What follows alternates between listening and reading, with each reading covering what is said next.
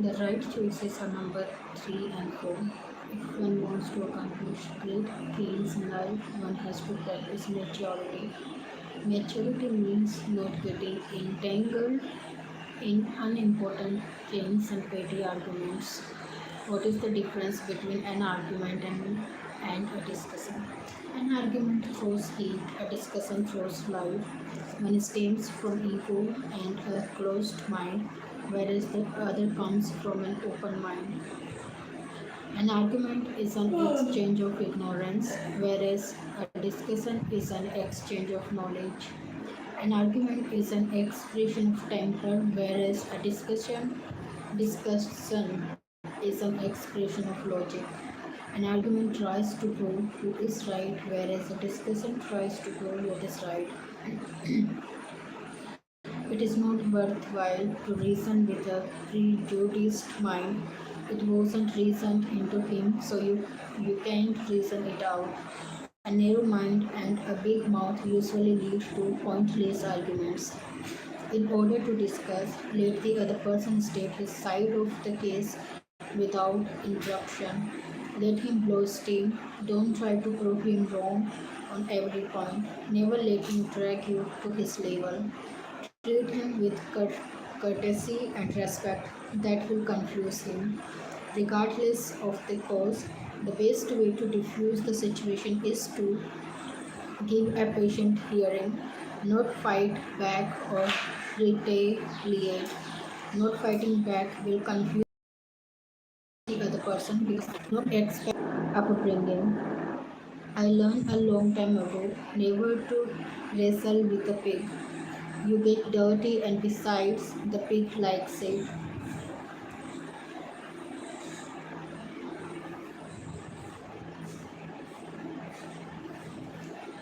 Step to opening a discussion. Be open minded. Don't be dragged into an argument. Don't interrupt. Listen to the other person's point of view before giving your own. Ask questions to clarify. That will also set the other person thinking. Don't exaggerate. Be enthusiastic and convincing, not forceful. Be willing to yield. Rejection can be hurtful. Use soft words but hard arguments rather than hard words and soft arguments. It is impossible to defeat an ignorant man in an argument. His strong and bitter words only indicate a weak cause. During a discussion, it may be a good idea to use phrases such as, "It appears to me," "I may be wrong." Another way to diffuse arguments is by showing ignorance and asking questions such as, "What do you feel that way?" Sorry, "Why do you feel that way? Can you explain a little? Can you be more specific? Can you be more specific?"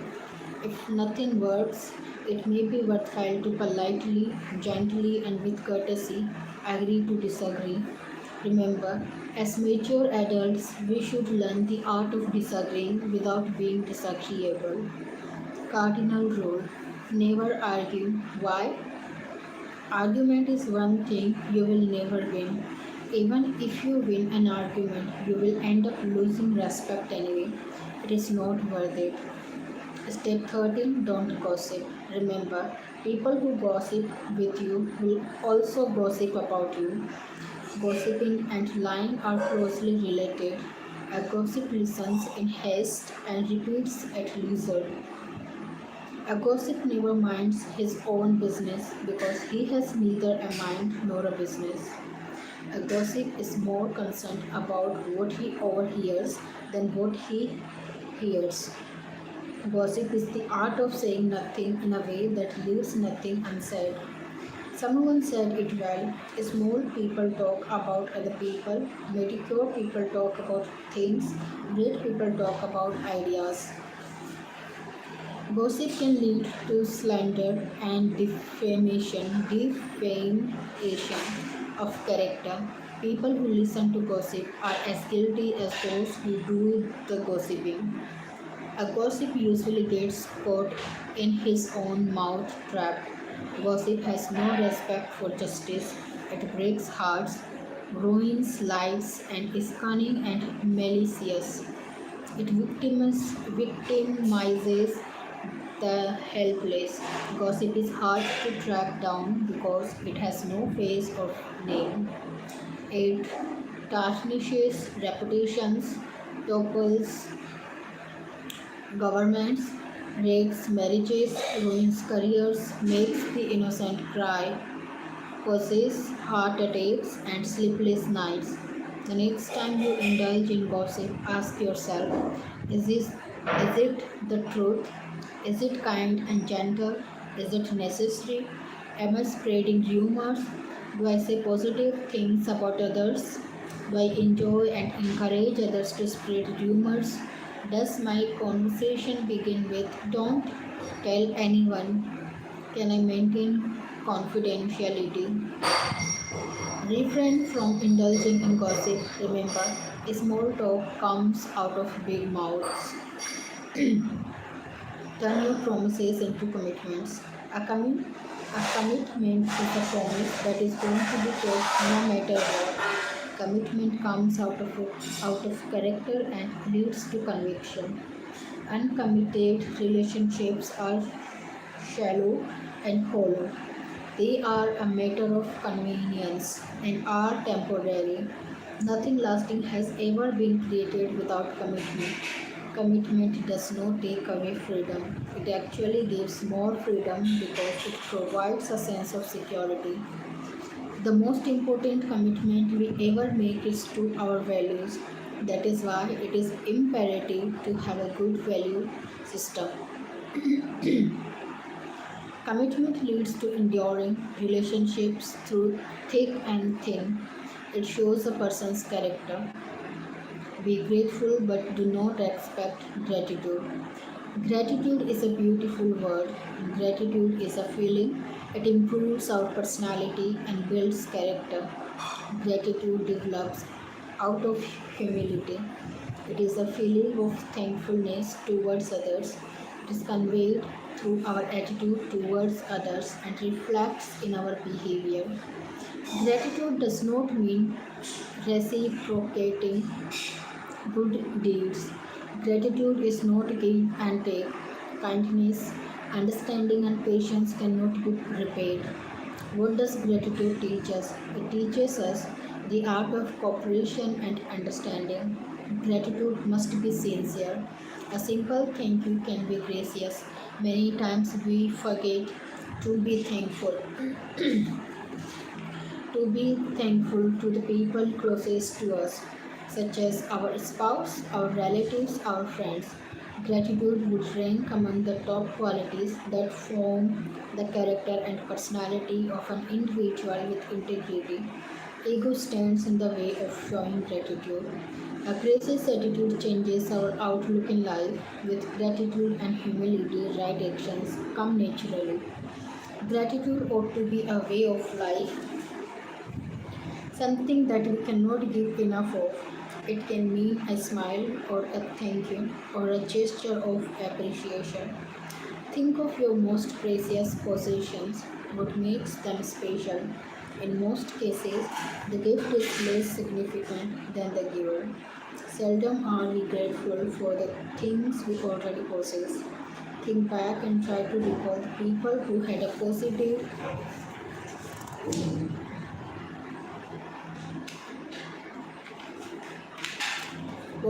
influence on your life. Your parents, teachers, anyone who spent extra time to help you. Perhaps it appears that they just did their job, not really. They willingly sacrificed their time, effort, money, and many other things for you. They did it out of love and not for your thankfulness. At some point, a person realizes the effort that went into help them shape their future. Perhaps it is not too late to thank them. The story of Christ. The example of Christ says it all. Once 10 lepers stopped Christ and said, "You have miraculous powers. Give us new life." Christ said, "I don't have the powers, but come, walk with me and pray together anyway." As the story goes, they were all healed, and when Christ turned back, he saw they were all gone except one. Only one had the courtesy to thank Christ. Christ said, I didn't do a thing. Christ literally gave them a new life, and nobody had the courtesy to thank Christ except one. What is the moral of the story? Human beings are ungrateful. A grateful person is the exceptional person. Like Christ, we should not expect gratitude. How does this translate in our real lives? We feel or give shelter to someone for a few days and say, look what I did for him. It is not uncommon to hear people saying, if it wasn't for me, this person would be on the street. What an ego. Gratitude does not mean that people are beholden to each other. Rather, it is a very humbling feeling. By the way, when people ask others to do something for them by using the phrase, by the way, can you do this for me? They undermine the importance of doing or not doing. I have found that if we have to do anything for anyone, it is never by the way. It is always out of the way. This does not amount of doing favors from the doer's perspective. If one doesn't do things that can be done to help another person, then it is sad. But I'm convinced that there is no such thing as by the way. It is always out of the way and it is worth it. Be dependable and practice loyalty. The old age. An ounce of loyalty is worth more than a pound of cleverness. As universal and eternal, ability is important, but dependability is crucial. If you have someone with a lot of ability but who is not dependable, do you want him as part of your team? No, not at all. I knew you would come. There were two childhood friends who went through school, college, and even joined the army together. War broke out and they were fighting in the same unit. Bullets were flying all over. Out of the darkness came a voice, Harry, please come and help me. Harry immediately recognized the voice of his childhood friend. Bill, he asked the captain if he could go. The captain said, no, I can't let you go. I'm already short handed and I cannot afford to lose one more person. Besides, the way Bill sounds, he is not going to make it. Harry kept quiet. Again the voice came, Harry, please come and help me. Harry said quietly because the captain had refused earlier. Again and again the voice came. Harry couldn't hold himself any longer and told the captain, Captain, this is my childhood friend. I have to go and help. The captain reluctantly let him go. Harry crawled through the darkness and dragged Bill back into the trench. They found that Bill was dead. Now the captain got angry and scooted at Harry. Didn't I tell you? He was not going to make it. He is dead. You could have been killed and I would have become more short handed. You made a mistake, Harry replied. No, Captain, I did not make a mistake. When I reached Bill, he was not dead. His last words were, Harry, I knew you would come. Good relationships are hard to find, and once developed should be nurtured. We are often told, live your dream, but you cannot live your dream at the expense of others. People who do so are unscrupulous. We need to make personal sacrifices for our family, friends, those we care about and who depend on us. Avoid bearing grudges. Don't be a garbage collector. Have you heard the phrase, I can forgive but I can't forget?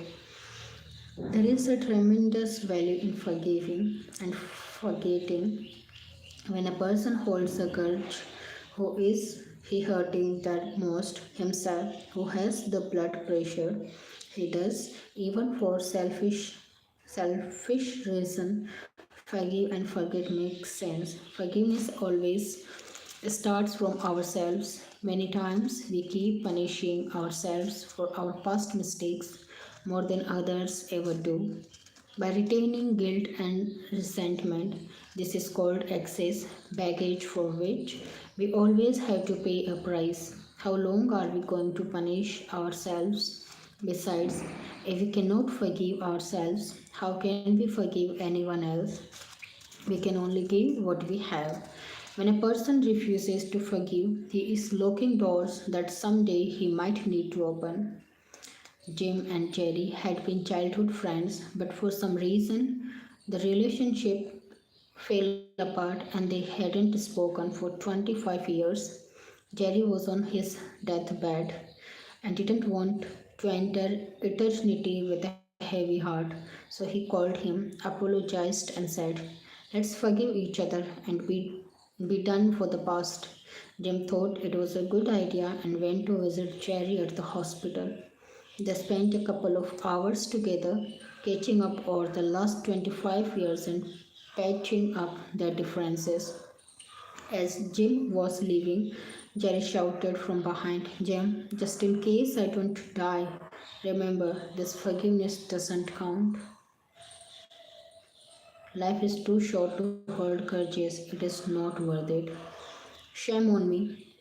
While it is not worth holding grudges, it doesn't make sense to be beaten time and again. It is well said, cheat me once, shame on you. You cheat me twice, shame on me. John Candy once said, forgive the other person, but don't forget their name. I'm sure that his message was that one should not get cheated twice. Cheat me once, shame on you. Cheat me twice, shame on me. I'm sure that forgive the other person, but don't forgive the. I forgive the person, but I don't forget the name. Practice honesty, integrity, and sincerity. Honesty means to be genuine and real versus fake and fictitious. Fictitious. Build a reputation of being trustworthy. If there is one thing that builds relationships, it is integrity. Not keeping commitments amount to dishonest behavior. Honesty inspires openness, reliability, and frankness. It shows respect for one's self and others. Honesty is in being, not in appearing to be. Lies may have spent, but truth has endurance. Integrity is not found in company, brochures, or titles, but in a person's character. Is it worth compromising one's integrity and talking shortcuts to win and taking shortcuts to win? A person may win a trophy, but knowing the truth that he did not win fair and square, he can never be happy person. More important than winning a trophy is being a good human being. A pound of butter. There was a farmer who sold a pound of butter to a baker. One day, the baker decided to weigh the butter to see if he was getting a pound and found that he was not. This angered him and he took the farmer to count. The judge asked the farmer how he was measuring the butter he was selling. The farmer replied, "Your Honor, I am primitive. I don't have a proper measure, but I do have a skill." The judge asked, "Then how do you weigh the butter?" The farmer replied, "Your Honor, long before the baker started buying butter from me, I have been buying a pound loaf of bread from him. Every day when the baker brings the bread, I put it on the scale and give him the same weight in butter. If anyone is to be blamed, it is the baker. We get back in life what we give to others.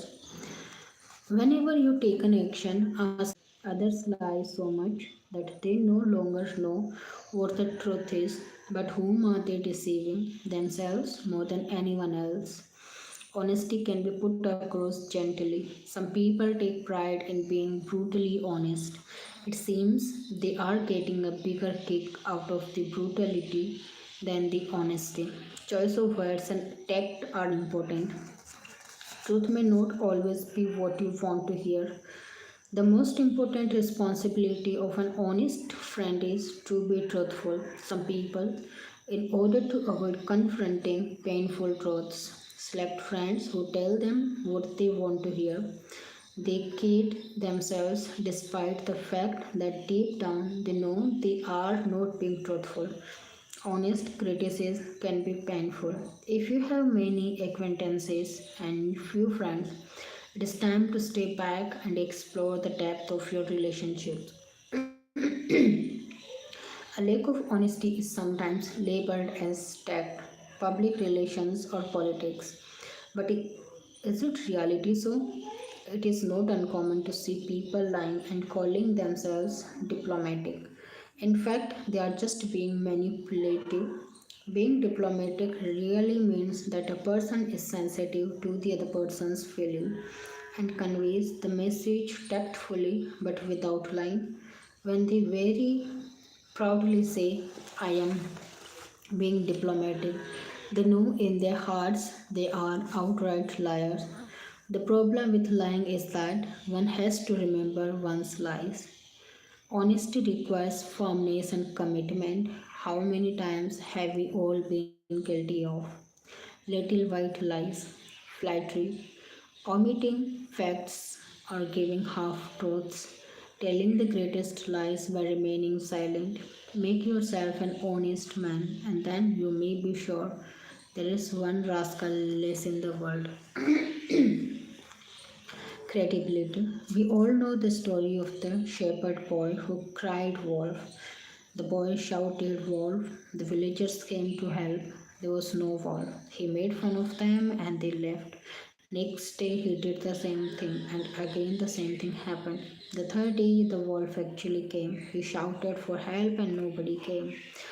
His sheep got eaten up. What's the moral of the story? Very simple. When a person gets labeled as a liar, even when he tells the truth, nobody believes him. And why should they? What did he earn? People with integrity never put their credibility on the line. Be sincere. What is sincerity? It is authenticity, it is genuineness. People who are sincere say what they mean and mean what they say. Is sincerity any measure of judgment? May or may not be. Somebody can be sincerely wrong, but they are authentic. Sincerity is a matter of intent and hard to prove. We can achieve our goals by having a sincere desire to help others. Stay away from pretense. Asking a friend in trouble, is there anything I can do for you, is really annoying. It is more lip service than a sincere offer. If you really want to help, think of something appropriate to be done and then do it. Many people put on the cloak of sincerity more out of selfishness than substance, hoping that someday they could claim the right to receive help. Stay away from meaningless and phony pleasantries. Actions speak louder than words. Steve came back from school, had his snakes and juice that his mother had prepared, and said, I love you, Mom, and ran away, knowing fully well that mother had to take care of the laundry and cleaning the house. John also came from school and said, I love you, Mom, more than my words can express. He also had his snakes and juice and went away to play. Then came Paul, who said, I love you, Mom. Today I will help you all the way. He took care of the chores, cleaned the house, and put the garbage outside. While going to bed, all three said to their mother, I love you, Mom. Do you think mother was able to guess who loved her the most? Practice humility. Confidence without humility amounts to arrogance. Humility is the foundation of all virtues. It is a sign of greatness. Humility does not mean self demeaning behavior that would amount to belittling, belittling oneself. Sincere humility attracts, but false humility detracts. Many years ago, a rider came across some soldiers who were trying to move a heavy log without success. The corporal was standing by as the men struggled. The rider asked the corporal why he wasn't helping. The corporal replied, I am the corporal. I gave orders. The rider dismounted, went up to the soldiers, and helped them lift the load. With his help, the load was moved. The rider quietly mounted his horse and went to the corporal and said, "The next time your men need help, sent for the commander in chief." After he left, the corporal and his men found out that the rider was George Washington. The message is clear: success and humility go hand in hand. When others blow your horn, the sound goes further. Just think about it. Simplicity and humility are two hallmarks of greatness. Be understanding and caring. In relationships, we all make mistakes, and sometimes we are insensitive to the needs of others, especially those very close to us. All this leads to the disappointment and resentment. The answer to handling disappointment is understanding. Relationships don't come about because people are perfect, they come about because of understanding. There is more gratification in being a caring person than in just being a nice person. A caring attitude builds goodwill, which is the best kind of insurance that a person can have, and doesn't cost a thing. Simple people substitute money for caring and understanding. Being understanding is far more important than money, and the best way to be understood is to be understanding. Practice generosity. Generosity is a sign of emotional maturity. Being generous is being thoughtful and considerate without being asked. Generous people experience the richness of life that a selfish person cannot even dream of. Be considerate, selfishness brings its own punishment. Be sensitive to the people's feelings. Be tactful. Tact is very important in any relationship. Tact is the ability to make a point without alienating the other person. Being tactful means being truthful while being sensitive and considerate for the other people's feelings. Money will buy a great dog, but only kindness will make him wag his tail. It is never too soon for kindness because we don't know how soon is too late. Kindness is a language the deaf can hear and the blind can see. It is better to treat a friend with kindness while he is living than display flowers on his grave when he is dead. An act of kindness makes a person feel good regardless of whether he is doing it or it is done to him. Kind words never hurt the tongue. Practice courtesy on a daily basis. Practice courtesy. Courtesy is nothing more than consideration for others. It opens doors that would not otherwise open. A courteous person who is not very sharp will go further in life than a discourteous but sharp person. It is the little things that make a big difference. Have you ever been bitten by an elephant? The most obvious answer is no. Have you ever been bitten by a mosquito? Most of us have. It is the little irritants that test your patience. Counts,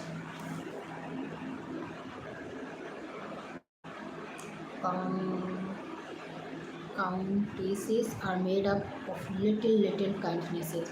Small courtesies Small courtesies will take a person much further than cleverness. Courtesy is an offshoot of deep moral behavior. It costs nothing but pays well. No one is too big or too busy to practice courtesy. Courtesy means giving a seat to the elderly or to the disabled. Courtesy can be a warm smile or thank you. It is a small investment, but the payoffs are big. It enhances the other person's self-worth. Courtesy requires humility. It is unfortunate when people become obnoxious. They detract from their positive traits. I have overheard people saying with pride, "I can be pretty obnoxious." It makes you wonder about them. Manners. Courtesy and manners go hand in hand. It is equally important, if not more, to practice manners at home and not just on outsiders. Showing consideration and good manners brings out a feeling of warmth and acceptance in the home. Courtesy means practicing good manners. People like to avoid dealing with rude people. Courteous behavior ought to be taught to children at an early age so that they can grow and become mature, considerate adults. Courteous behavior, once learned, stays for life. It demonstrates a caring attitude and sensitivity to the people's feelings. It seems trivial and unimportant, but little phrases such as please, thank you, and I'm sorry take a personal long way. Remember, being courteous will breed courtesy in return. Practice as much as often as you can. Initially, it may require attention, but the effort is well worth it.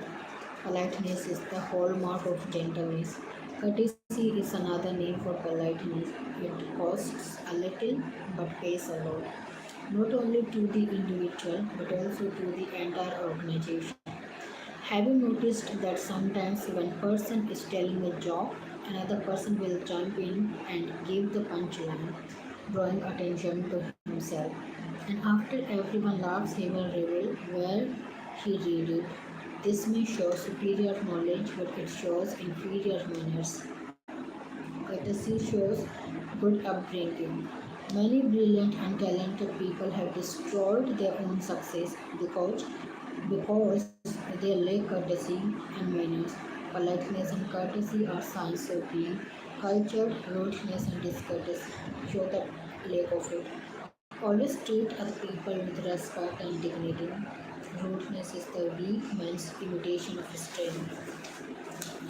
Develop a sense of humor. Life without humor becomes very dry and tough. Humor is the lubricant that tides the person through tough spots in life. Any humor which is hurtful to others is not humor anymore. Some people are humor impaired. A sense of humor makes a person likable and attractive. The best kind of humor is when we can laugh at ourselves. It is a sign of maturity. Learn to laugh at yourself because it is the safest humor. Laughing at yourself gives you the energy to bounce back. Laughter is a natural tranquilizer for people all over the world. Humor may not change the message, but it certainly can help take the sting out of the bite. The Healing Power of Humor. Dr. Norman Cousins, author of Anatomy of an Illness, is a prime example of how a person can cure himself of a terminal illness. He had a 1 in 500 chance of recovery. Dr. Cousins wanted to prove that if there was anything like mind or matter, he would make it a reality. He figured of negative emotions first negative chemicals in our body. Then the reverse must be true too. Positive emotions like happiness and laughter would bring positive chemicals into our system. He moved from the hospital to a hotel and rented humorous movies and literally cured himself by laughing. Of course, medical help is important, but the will to live for the patient is equal, if not more important. A funny bond could be a lifesaver. Beside, besides, it makes life's adversities easier to handle. Don't be sarcastic and put others down. Negative humor may include sarcasm, put downs, and hurtful remarks. Any humor involving sarcasm that makes fun of others is in poor taste.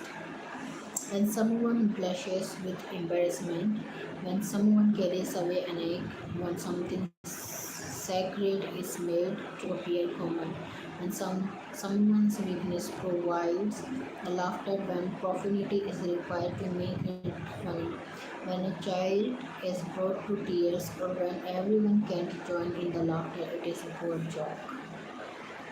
To a sadist, everything is funny so long as it is happening to someone else. It is not an uncommon sight to see boys throwing stones at frogs just to have fun. The boys' fun means that death to the frogs. It is not fun for the frogs. Humor can be valuable or dangerous depending on whether you are laughing with someone or at someone.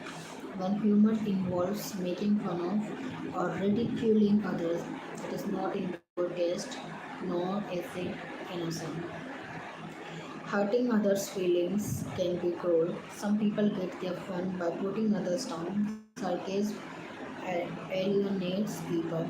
It is a good idea to avoid sarcastic humor and keep it low risk. It is very important to be cognizant of the fact that people forget injuries, they don't forget insults. Laugh with people, not at people. To have a friend, to have a friend, be a friend. We keep looking for the right employer, spouse, parent, child, and so on. We forget that we have to be the right person too. Experience has shown that there is no perfect person, no perfect job, and no perfect spouse. When we look for perfection, we are disappointed because all we find is that we traded one set of problems for another set of problems. Having lived in the West for over 20 years, I have observed that with the high divorce rate, people find after they get married for the second time that their new spouse doesn't have the problems of the first one but has a totally new set of problems. Similarly, people change jobs or fire employees looking for the right one only to find that they traded one set of problems for another. Let's try and work around these challenges and make divorcing or firing the last rather than the first resort. Sacrifice. Friendship takes sacrifice. Building friendships and relationships takes sacrifice. Loyalty and maturity. Sacrifice takes going out of one's way and never happens by the way. Selfishness destroys friendships. Casual acquaintances come easy, but true friendships take time to build and effort to keep. Friendships are put to tests, and when they endure, they grow stronger. We must learn to recognize counterfeit relationships. True friends do not want to see their friends hurt. True friendship gives more than it gives and stands by in adversity. Fair weather friend. A fair weather friend is like a banker who lends you his umbrella when the sun is shining and takes it back the minute it rains. Two men were traveling through the forest and came across a bear. One of them quickly climbed a tree, but the other was unable to. So he lay on the ground and played dead. The bear sniffed around his ear and left. The fellow from the tree came down and asked him, "What did the bear tell you?" The man replied, "He said, 'Don't trust a friend who deserts you in danger.'" The message is as clear as daylight. Mutual trust and confidence are the foundation stone of all friendship. These are people who have the good of each other at heart and act accordingly. It is based on character and commitment. There is lasting goodness at both ends. This lasts forever. Show empathy. The wrong we do to others and what we suffer are weighed differently. Empathy alone is a very important characteristic of a positive personality. People with empathy ask themselves this question: how would I feel if someone treated me that way? A puppy. A boy went to the pet store to buy a puppy dog. Four puppies were sitting together in the center, priced at 550 pounds each. There was one puppy sitting alone in a corner. The boy asked if that was from the same litter and why it was sitting alone. The store owner replied that it was from the same litter, but it was a defective one. It was born without a hip socket and had only three legs, and so would be put to sleep. The boy asked if he could play with that puppy. The store owner said, "Sure." The boy picked up the puppy, and the puppy started licking his face and hands. Instantly, the boy decided that was the puppy he wanted to buy.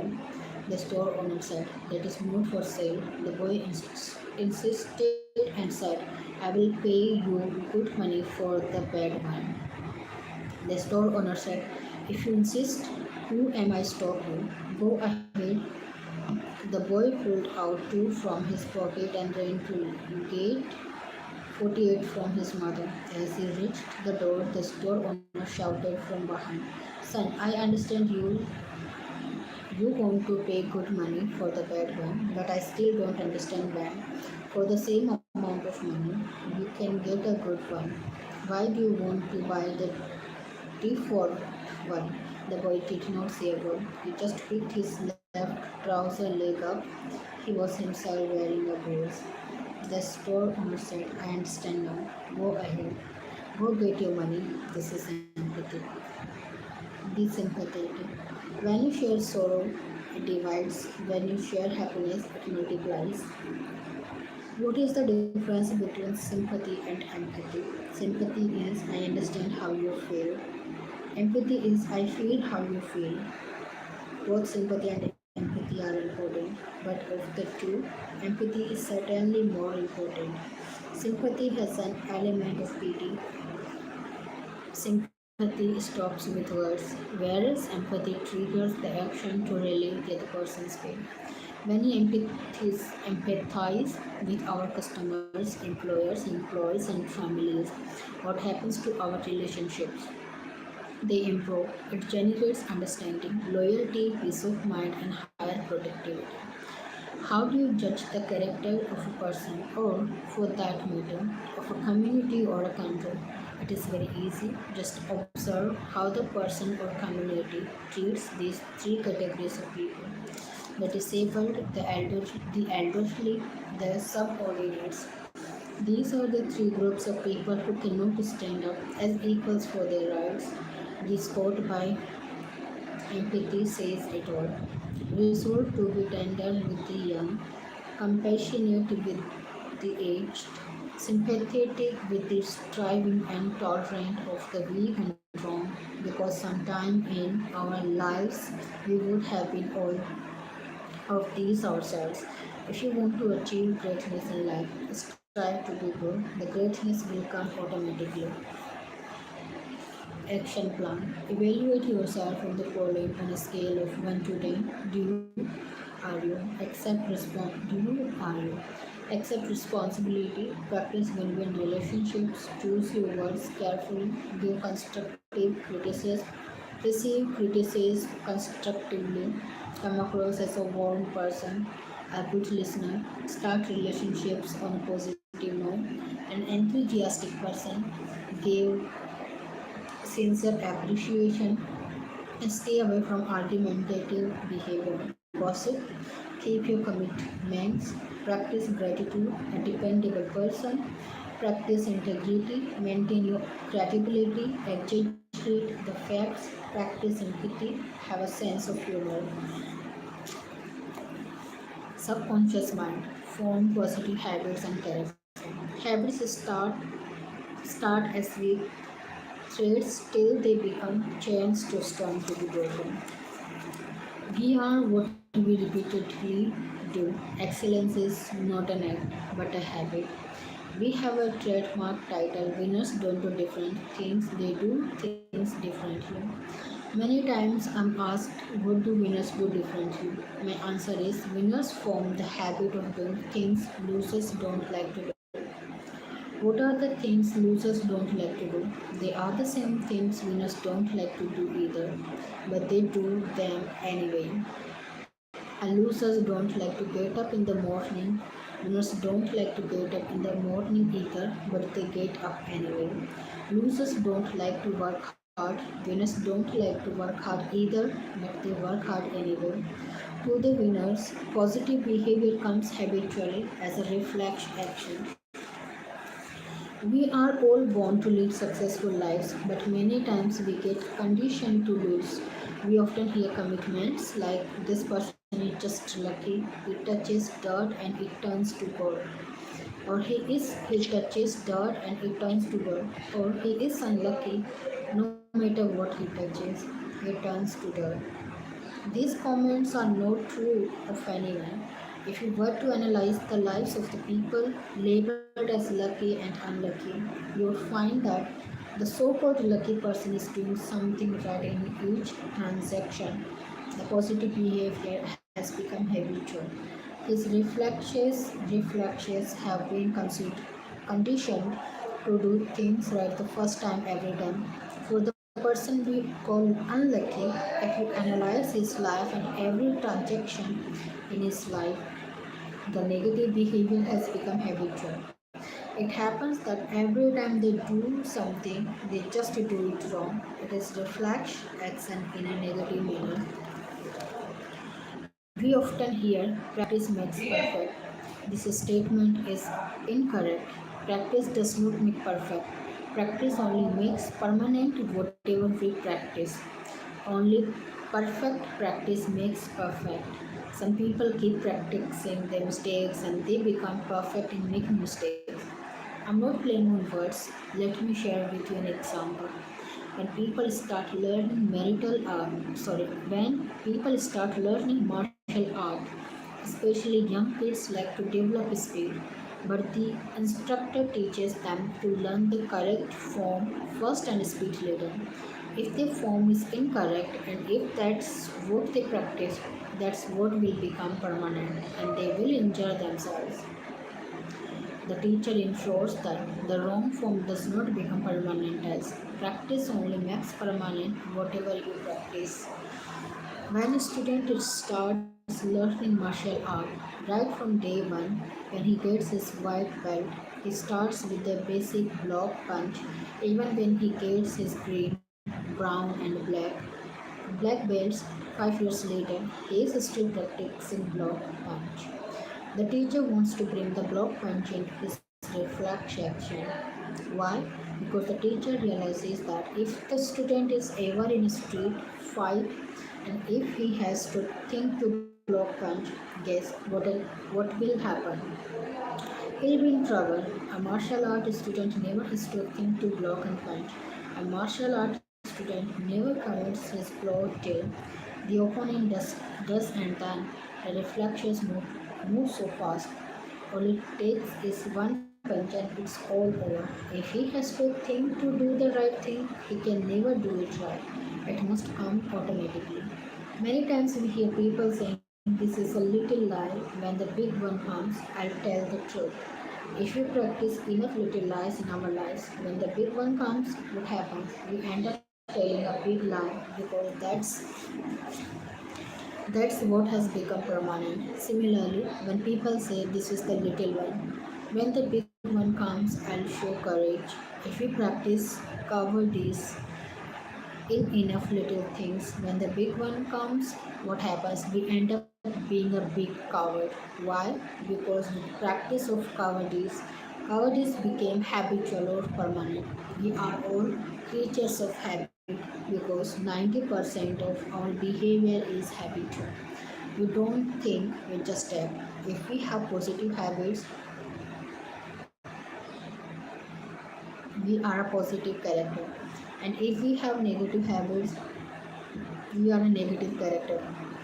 By the time we get the habit has brought us. Cultivating a habit is like plowing the field. It takes time. Habits generate other habits. Inspiration is what gets us started. Motivation is what keeps us on track, and habit is what makes us automatic. The ability to show courage in the face of adversity, show self restraint in the face of temptation, choose happiness in the face of hurt, show character in the face of despair, and see opportunity in the face of obstacles are all valuable traits to possess, but these traits do not just appear. They are the result of consistent training and conditioning, both mental and physical. In the face of adversity, our behavior, whether positive or negative, can only be what we have practiced. When we practice negative traits such as cowardice or dishonesty in small events and hope to handle major events in a positive way, it won't happen because that's not what we have practiced. If we permit ourselves to tell a lie once, only the first one is difficult, the second becomes easy, and the third becomes easier, and so on. Until it becomes a habit, success lies in the philosophy of sustain and abstain. Sustain what needs to be done and abstain from what is detrimental. Until this becomes habitual, human beings are more emotional than rational. Honesty and integrity are the result of both our belief system and practice. Anything we practice long enough becomes ingrained into our system and becomes a habit. A person who is honest most of the time gets caught the first time he tells a lie, whereas a person who is dishonest most of the time gets caught the first time he tells the truth. Honesty or dishonesty to self and others becomes a habit. The choice is ours as to which we practice. Whatever response we choose, our thinking pattern becomes habitual. We form habits and habits form character. Before we realize that we have got the habit has got us. From good habits, most of our behavior is habitual, comes automatically without thinking. Our character is the sum total of our habits. Habits are a lot stronger than logic and reason. In the life cycle of habit formation, a habit starts by being too weak to be failed and ends up becoming too strong to be broken. Habits can be developed by default or determination. If we don't decide what habits to form, by default we may end up with bad habits. How do we how do we form habits? Anything we do repeatedly becomes a habit. We learn by doing, by behaving courageously. We learn courage by practicing honesty and fairness. We learn these traits. By practicing these traits, we master them. Similarly, if we practice negative traits such as dishonesty, unjust behavior, or lack of discipline, that is what we become good at. Attitudes are habits of thoughts or thought patterns which reflect in behavior. They become a state of mind and dictate our responses. Conditioning. Conditioning is the psychological process whereby we get used to or become conditioned to specific events occurring in association with each other. The most famous example of conditioning is Pavlov's dog. The Russian scientist Pavlov would ring a bell each time before he fed his dog. Of course, the dog would salivate at the sight of his meal. Pavlov did this for some time. Then Pavlov rang the bell and did not produce the food. The dog still salivated because it had been conditioned to expect food when the bell rang. Most of our behavior comes as a result of conditioning. We are all being conditioned continuously by the environment and the media, and we start behaving like robots. It is our responsibility to condition ourselves in a positive manner.